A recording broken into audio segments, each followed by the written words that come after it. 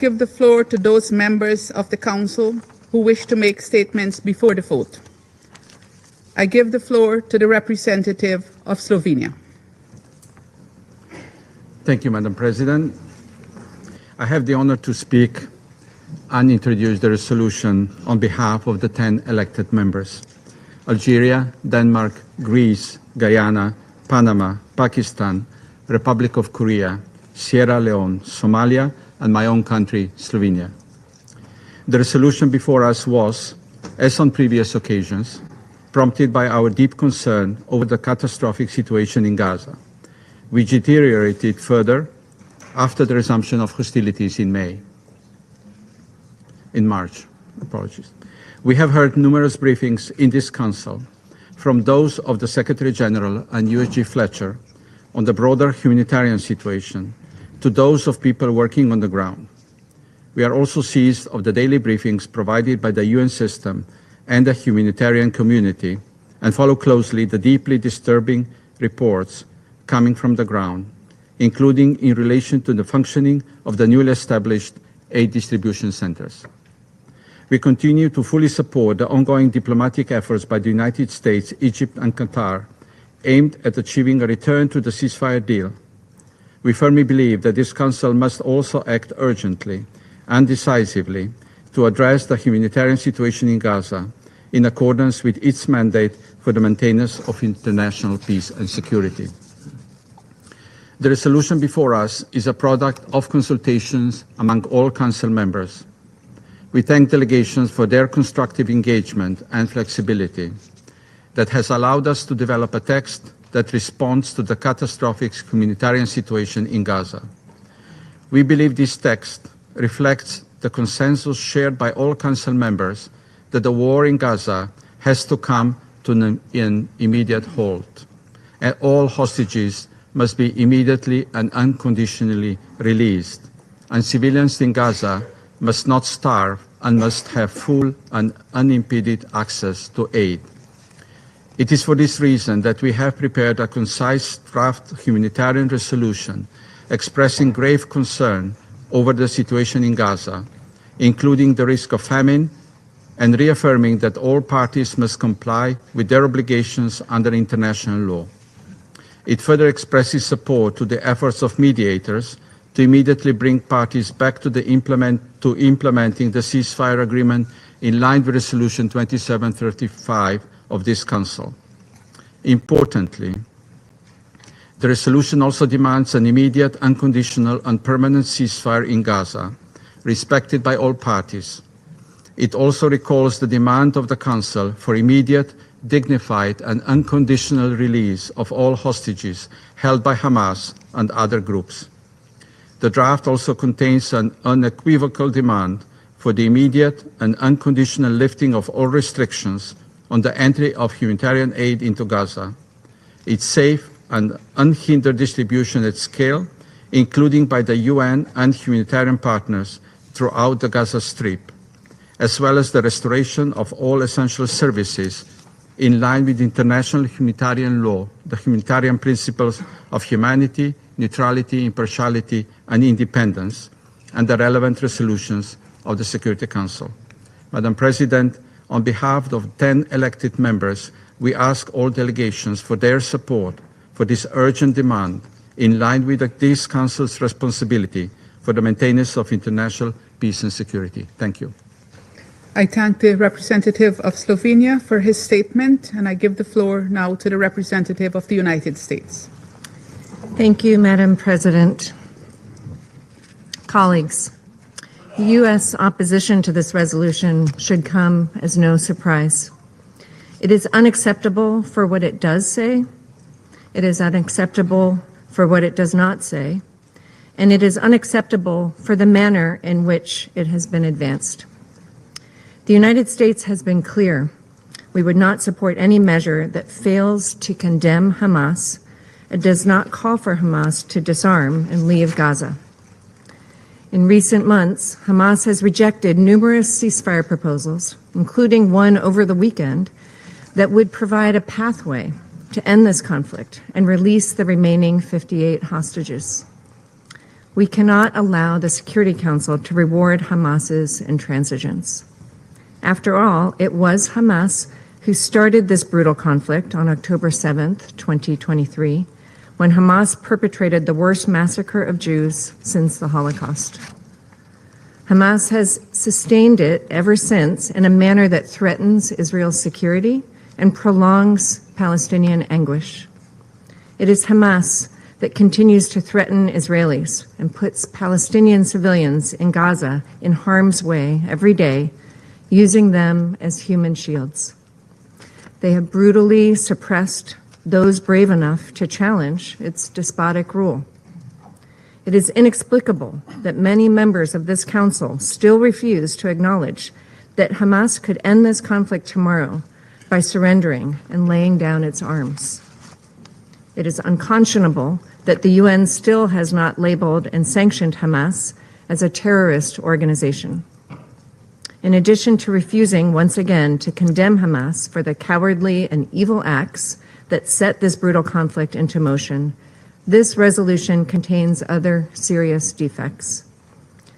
The United States has taken the very clear position since this conflict began that Israel has a right to defend itself, which includes defeating Hamas and ensuring they are never again in a position to threaten Israel. In this regard, any product that undermines our close ally Israel's security is a non-starter. This resolution would undermine diplomatic efforts to reach a ceasefire that reflects the realities on the ground and emboldens Hamas. This resolution also draws false equivalence between Israel and Hamas, which is both wrong and dangerous. This resolution seeks an, and I quote, immediate, unconditional, and permanent ceasefire, close quote, that would leave Hamas in a position to carry out future October 7th attacks, as it has promised. This resolution refuses to acknowledge the disastrous shortcomings of the prior method of aid delivery, which allowed Hamas to enrich itself at the expense of Palestinians and failed to get food and water to those who needed it most. No one wants to see Palestinian civilians in Gaza go hungry or thirsty. We instead urge the UN and NGOs to support the Gaza Humanitarian Foundation to help it safely deliver aid without being diverted by Hamas. The GHF has emphasized it will deliver aid consistent with the humanitarian principles of humanity, neutrality, impartiality, and independence. Colleagues, we've been clear that in order to move forward, Hamas and other terrorists must have no future in Gaza. As Secretary Rubio has said, if an ember survives, it will spark again into a fire. This council should use its power to pressure Hamas to accept the proposal on the table. Only after the terror group's removal can Israel be secure within its own borders, and can Gaza advance toward a brighter and more prosperous future. The United States has worked tirelessly with Egypt and Qatar to bring an end to this horrific conflict for the sake of the region's people. They want a path forward with opportunity and the prospect of a better tomorrow. Israelis yearn for a future where they aren't threatened by daily rocket barrages and other acts of terrorism.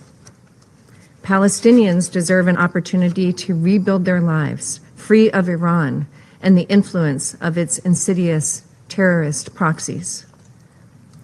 Rather than push forward a resolution that unjustly rewards terrorism, undermines negotiations, and allows Tehran to continue fomenting instability, let's instead demand that Hamas surrender, disarm, and leave Gaza forever, for the sake of all the region's people. Moreover, we need to be perfectly clear. Performative actions in this council designed to draw a veto, as evidenced by the process of formulating this resolution, wherein there was no true negotiation, are harmful at a time when there is delicate diplomacy going on in the region to reach a ceasefire. Further, Engaging in this performative process at a time when serious questions are being asked about the utility of the UN, its funding, and use of resources is shameful. This council should not be used in this way. This council must hold itself to a higher standard. Meanwhile, we've had our negotiators on the ground trying to hammer out a real agreement to get hostages released, get a ceasefire, and provide humanitarian assistance. Finally, the United States will never stop working to free all the hostages, including the remains of 4 Americans murdered by Hamas, who have now been held in squalid conditions for 607 days. They will not be left behind. Thank you. I thank the representative of the United States for her statement.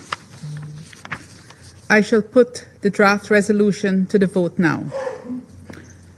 Will those in favor of the draft resolution contained in document S 2025/353 please raise their hand?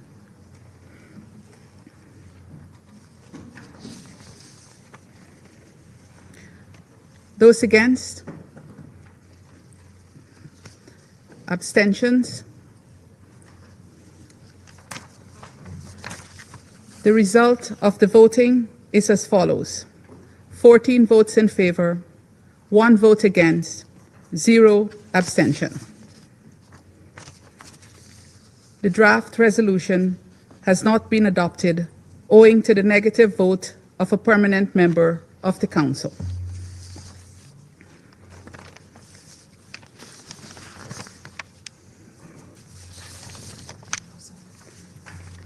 I now give the floor to those members of the Council who wish to make statements after the vote.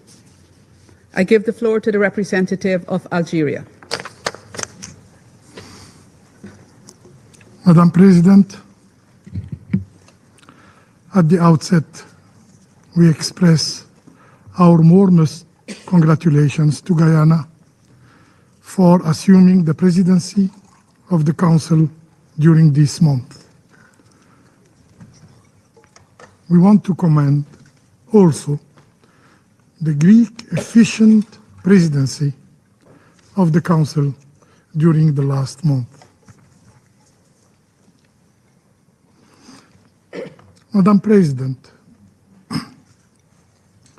during our last meeting held on the 20th of May, I spoke with length of Dr. Ala al-Najjar.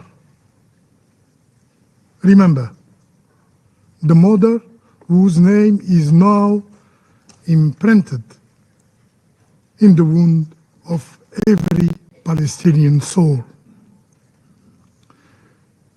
9 of her 10 children were taken, not by fate, but by the deliberate fire of the Israeli occupying army. Remember, I asked then if her husband, Hamdi, awakens, what we shall tell him. Today we know he will never speak again. He will never hear again. He is gone. Dr. Hamdi succumbed to his wounds last Sunday. And that unbearable question will never cross his lips. Nor Allah will bear the agony of answering it. And now, the last surviving is Adam, a 10-year-old, suspended between life and the memory of what once was a happy family. We pray. We pray he recovers. We pray that he becomes a balm to his mother's shattered heart. Madam President, there are moments when silence is more eloquent than language. Today is one of those moments. But silence cannot defend the dead. It cannot hold the hand of the dying. It cannot confront the machinery of injustice. So we must speak loudly, not for the sake of mere stating position, but for the sake of memory, of morality, and of the human spirit. This meeting of the Security Council, this humanitarian resolution, even in its obstruction by a veto, is a mirror that reflects the agony of multilateralism and the urgent need to revive it. Today, the elected members of the Council have stood with clarity, with conviction, with courage. They are the proud bearer of moral legitimacy. They are the true compass of the world's conscience. The draft resolution that was halted today was not the voice of a few, but the collective will of the entire world, North and South, East and West. 14 out of 15 Security Council members. It was a message to the people of Palestine. You are not alone. You are not alone. And it was a message to the Israeli occupier. The world watched you. The shield of impunity, of immunity, must fall. It reveals why the Israeli occupier continues its crime. Because it has never fully fared justice. Because it has always felt protected. While the victims were buried with no names, no headlines, no reckoning, no investigation, and no accountability. Madam President, for the killing of children, for the killing of Palestinian children, to not become a mere pastime, the Council should have acted to impose a ceasefire in Gaza. For the starvation not to be legitimized as a weapon, the Council should have acted to impose a ceasefire in Gaza. For the future generations to not grow up scorning international law, the Council should have acted to impose a ceasefire in Gaza. Madam President, today's vote is not a conclusion. It is another prelude. It is another beginning. As President Abdelmajid Tebboune has affirmed, Algeria will not abandon Palestine. We have stood with it in its pain, and we will stand with it in its resurrection. We will return to this council again and again. We will return for the children who died before they knew what childhood meant. We will return for the women forced to give birth on roads lined with robbers and flame. We will return for the fathers who built homes with bare hands, only to watch them collapse in seconds. We will return for the starving who refuse to trade dignity for bread beneath siege. We will return for the thirsty, killed for looking for clean water. We will return because the Palestinians deserve to live in freedom, in dignity. We are not tired. We are not resigned. We will come back, and soon. I thank you. I thank the representative of Algeria for his statement, and I now give the floor to the representative of Denmark. Thank you, Madam President. Madam President, this week we surpassed yet another painful milestone. 3 months since Israel imposed grave restrictions on humanitarian aid entering Gaza. While this Council has been briefed time and time again of the cost of inaction, the risk of famine has continued to grow. As always, it is civilians who suffer the most. We've all seen the chaotic scenes at the recently set up aid distribution sites, and we deplore the killing of civilians trying to get life-saving aid. We've seen the sheer desperation, the human cost of months of severe restrictions on humanitarian aid. Madam President, Denmark voted in favor of this draft resolution.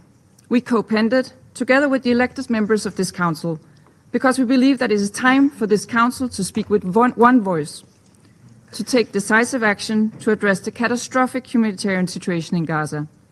We regret that it was not possible today.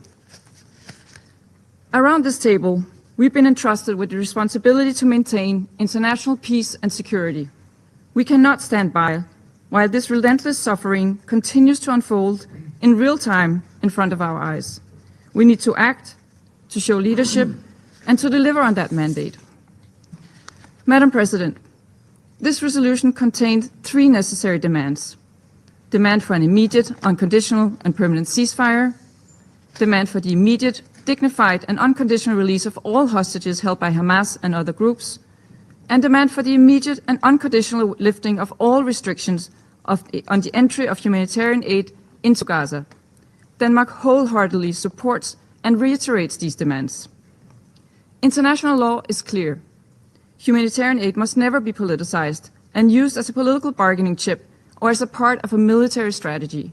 It must flow freely and safely to all those in need, in line with international humanitarian law and the humanitarian principles. Madam President, we are under no illusions. This draft resolution was not perfect.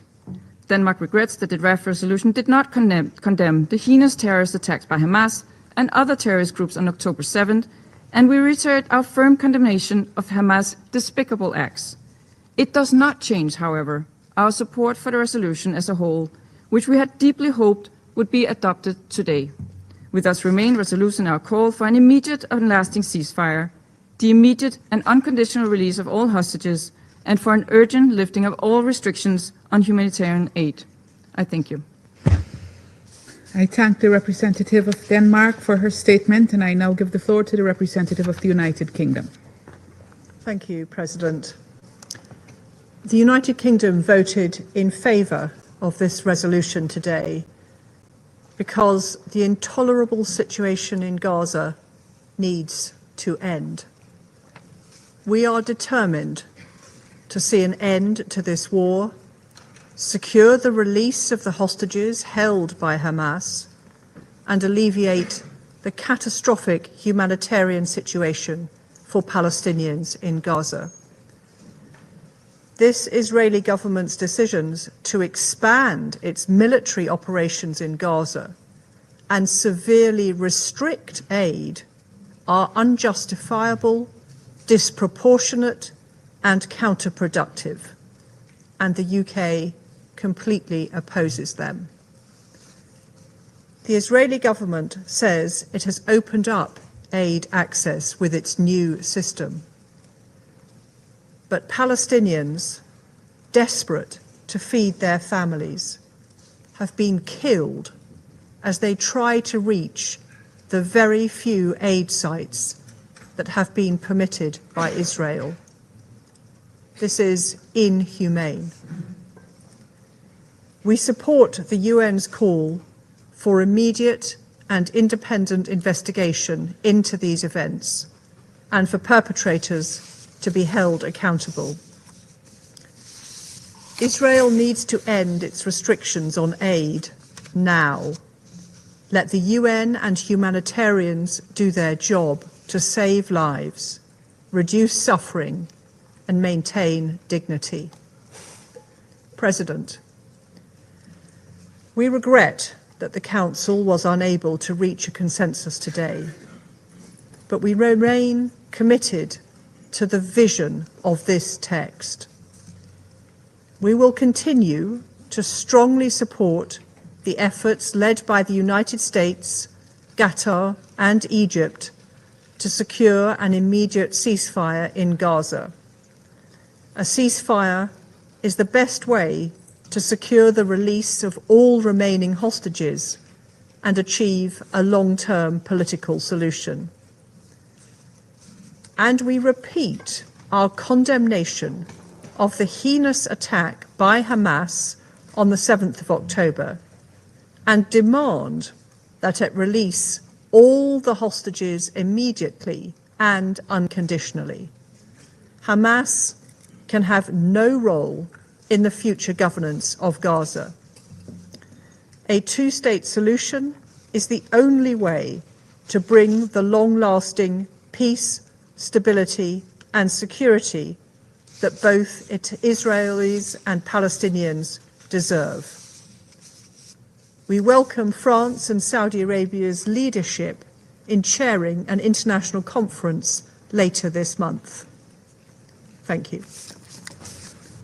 I thank the representative of the United Kingdom for her statement, and I now give the floor to the representative of Pakistan. Thank you, Madam President. It is a sad day, another low in the history of this august body that is entrusted with primary responsibility for the maintenance of international peace and security.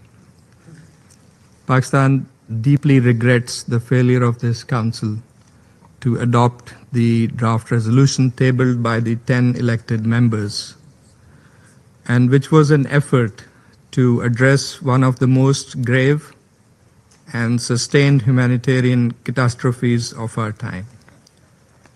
Once again, the elected members have shown that they are here, ready and willing to fully assume the responsibilities that have been entrusted to them by being members of this Council on behalf of the general membership. Madam President, we are appalled that this Council once again stands immobilized in the face of mass suffering, atrocity, and unfold tragedy. unfolding tragedy, the veto cast today sends an extremely dangerous message that the lives of over 2 million Palestinians, besieged, starved, and relentlessly bombarded, are dispensable. This will remain not only a moral stain on the conscience of this Council, but a fateful moment of political abdication that will reverberate for generations. We have heard yet again the familiar refrain that this is not the right time and that space must be given to ongoing negotiations. But how much more space do we need? Space filled with rubble, graves, and the anguished cries of children. How much more time do we need? What amount of evidence do we need before we say enough and put to stop this barbarity and savagery perpetrated under a brutal occupation? While this Council deliberated and delayed, Gaza has been decimated. This is no longer a humanitarian crisis. It is a collapse of humanity and of international law and all that this Council is supposed to stand for. As the President of the ICRC noted, Gaza is worse than hell on earth. Over 54,000 civilians have been killed, among them 28,000 women and girls, and 18,000 children. In the last 24 hours alone, nearly 100 Palestinians have been killed and more than 400 wounded. Entire neighborhoods lie in ruin. Famine stalks the land. Disease and despair now spread more quickly than any aid can arrive. And while Gaza bleeds and this Council has been muzzled, the world has spoken. The International Court of Justice has issued binding provisional measures. The General Assembly has adopted numerous resolutions. The United Nations, humanitarian organizations, global civil society, people on the streets across the world, and increasingly voices from within Israel itself have recognized that what is unfolding is not merely war, but the systematic destruction of a people. War crimes, genocide. Madam President, in one of the most chilling developments, Palestinian civilians have been shot and killed while attempting to access food. And we think that to kill innocent civilians for seeking bread and water is not only a war crime, it is a tragic indictment of a system that criminalizes survival and militarizes humanitarian aid in flagrant violation of international humanitarian law. Aid dropped from the sky or delivered under armed escort is not a solution. It is a spectacle. And to defend these arrangements is not pragmatism. It is a moral failure. It is totally unacceptable. The draft resolution before us today was objective, balanced, principled, and rooted firmly in the UN Charter and the most basic tenets of humanitarian law. It asks for no more than what any human being deserves: food for starving children, medicine for the wounded, shelter for the displaced, the right to life, an end to killing, therefore. And it also asks for the release of the hostages. And it is also supporting the efforts that are underway to bring about a ceasefire. That even such modest, urgent demands could not pass underscores the depth of this Council's dysfunction. let us be clear. This failure will not go down in records as a mere procedural footnote. It will be remembered as a complicity, a green light for continued annihilation, a moment where the entire world was expecting action, but yet again this council was blocked and prevented by one member from carrying out its responsibility. Pakistan reaffirms its unwavering support for the Palestinian people in their just struggle for dignity, justice, and self-determination. We reiterate our calls for an immediate, unconditional, and permanent ceasefire, full, unfettered humanitarian access, and an end to the inhumane blockade of Gaza. A just, lasting, and comprehensive solution to the question of Palestine, rooted in international law and based on the establishment of a viable, contiguous, and sovereign Palestinian state on pre-1967 borders with Al-Quds al-Sharif as its capital in accordance with relevant UN resolutions. History will judge how each member of this council chose to respond at this hour of moral reckoning. Together with the majority of the council members, Pakistan stands firmly on the side of humanity, of legality and justice. We urge the holdouts to do the same before Gaza becomes not only a wound on the world's conscience, but a permanent scar on the credibility of this council. And President, but we don't end here. We're not going to lay idle. We are going to continue and redouble our efforts for the cause of peace in line with our responsibility as a responsible member of this council. We will continue to call for accountability and an end to impunity that Israel, the occupying power, continues to enjoy. We shall continue to recall and remind that the root cause of the problem, the challenges confronting the region, is the decades-long illegal Israeli occupation of the Arab lands, including the occupied Palestinian territories. The way forward, in our view, is in addressing and tackling that root cause head-on. That is by ending the occupation. It is not by mercilessly and mindlessly killing the Palestinians,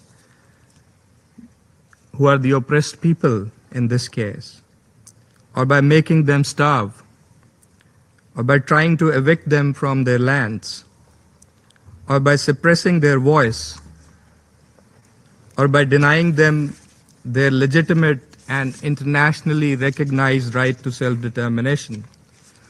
Because we know that that's not going to work. For the brave, dignified, and resilient people of Palestine are not going to give up. They're not going to give up their right, and they're not alone. The entire international community is on their side. That support is going to be evident later this month at the General Assembly. Not this council, but at the General Assembly, where the international conference, the high-level conference on Palestine and the two-state solution is going to be held. And we are certain that it will be a resounding call for the Palestinian rights and irreversible path to two-state solution and Palestinian statehood and full membership of the United Nations. We shall revert to the Council as and when required, as has been said by the distinguished representative of Algeria, and we expect that the Council will shoulder its responsibility towards Palestine and in the interest of maintaining peace and security in the Middle East. I thank you. I thank the representative of Pakistan for his statement, and I now give the floor to the representative of Somalia. Thank you, Madam President. At the outset, allow me to congratulate you, Madam President, on your assumption of the presidency of the Council this month. I also commend the leadership of the Greek presidency in the able manner they have guided the Council's work last month. Somalia has voted in favor of the draft resolution presented today. We express our sincere appreciation to all Council members who supported this timely and important resolution. This short and concise resolution addresses the long-standing catastrophic humanitarian situation in Gaza. It demands an immediate, unconditional, and permanent ceasefire and the immediate and unconditional lifting of all restrictions on humanitarian aid. As we are all aware, the humanitarian situation in Gaza continues to deteriorate rapidly. Civilians are dying, in particular, women and children, from acute shortages of food, water, and essential medical supplies. The risk of famine is growing day by day, and entire communities are on the brink of collapse. We have all heard the many alarming briefings by the Secretary General and humanitarian community on the ground. The international community must not turn away from this unfolding human tragedy. Somalia regrets that despite the overwhelming support for this purely humanitarian resolution, the Council was unable to reach consensus. We underscore that the resolution's aim was solely to alleviate the immense suffering of civilians in Gaza and to ensure full, safe, and unhindered humanitarian access in line with international humanitarian law and humanitarian principles. Somalia remains firmly committed to continue its efforts together with Council members and the wider UN membership to support the Palestinians to exercise their inalienable rights to live in dignity and to govern their sovereign land and build the future of their children in an independent state with Al-Quds al-Sharif at its capital in line with UN Security Council relevant resolutions. We urge Israel as the occupying force to fulfill its obligation under international law to ensure that humanitarian assistance reaches those in desperate need without delay or hindrance, and to end its occupation of Palestinian land. This is the only path to sustainable peace in the Middle East and for the future of many children to come. I thank you, Madam President. I thank the representative of Somalia for his statement, and I give the floor now to the representative of China. Madam Chair, at the outset, let me congratulate Guyana on assuming the presidency of the Security Council this month, and Greece on successfully completing presidency of the Council last month. China is deeply disappointed by the result of today's vote.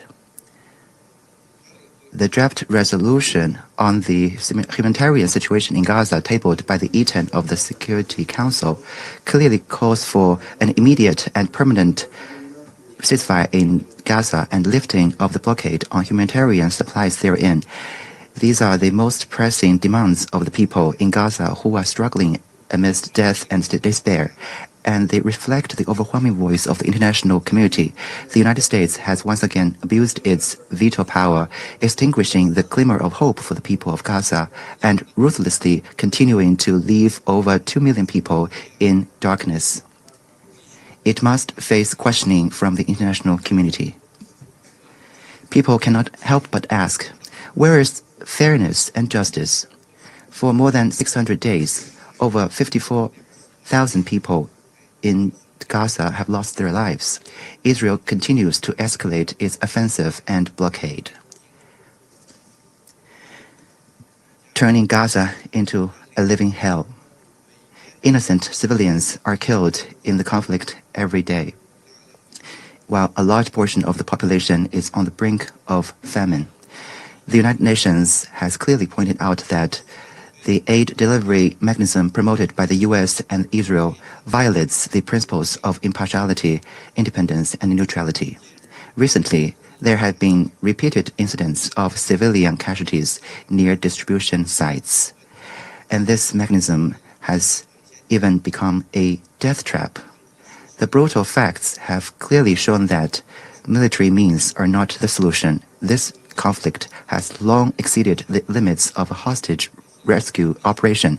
Israel must immediately cease military operations and fully restore access for humanitarian supplies.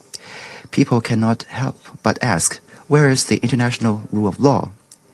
Since the outbreak of the conflict, we have witnessed the weaponization of humanitarian aid, the targeting of civilian infrastructure such as schools and hospitals, and the ruthless killing of journalists and humanitarian workers. Israel's actions have crossed every red line of the international humanitarian law and seriously violated Security Council and General Assembly resolutions, as well as the provisional measures ordered by the ICJ. Yet, due to the shielding by one country, these violations have not been stopped or held accountable. Observing international humanitarian law is an obligation all parties must fulfill. It is not optional. Any double standards or selective application will only erode the foundation of international rule of law and must be firmly rejected. People cannot help but ask, where is the authority of the Security Council? As the primary body responsible for maintaining international peace and security, the Council has been striving to achieve a ceasefire in Gaza and has long reached overwhelming consensus on ceasefire and humanitarian issues.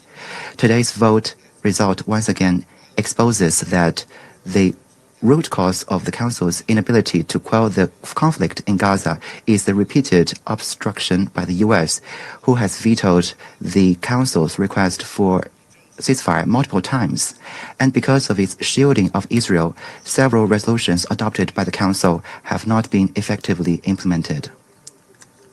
Claims that Security Council action would interfere with diplomatic efforts are completely untenable.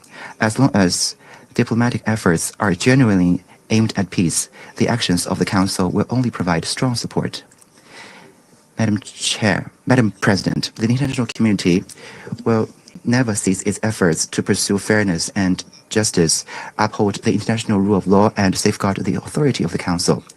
A veto by a single permanent member cannot stop the march toward peace. We urge the U.S.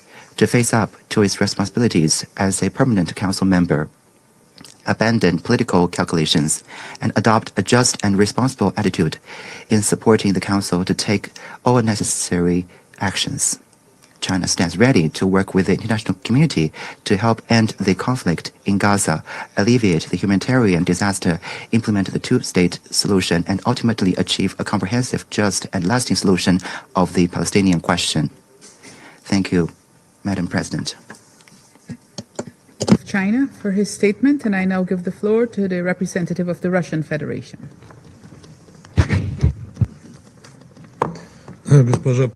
Madam President, we thank the elected members of the Council for the courage they have shown in their efforts to advance a very timely and useful draft resolution on which we had a vote today. We note in particular that the sponsors managed to, in a very short time, prepare the draft of a genuinely balanced and strong document which is aimed at an immediate and unconditional ceasefire, the release of all hostages, and the lifting of the humanitarian blockade from Gaza. In current tragic circumstances, that is the bare minimum, or even we can call it the first aid kit that the international community has to provide in order to ease the suffering of peaceful Palestinians. Unfortunately, yet once again, the Council did not arrive at an outcome acceptable to all, and it could not adopt the kind of product which would have spared Gaza and the entire region from sliding further into chaos. Yet another opportunity was missed to show that the Security Council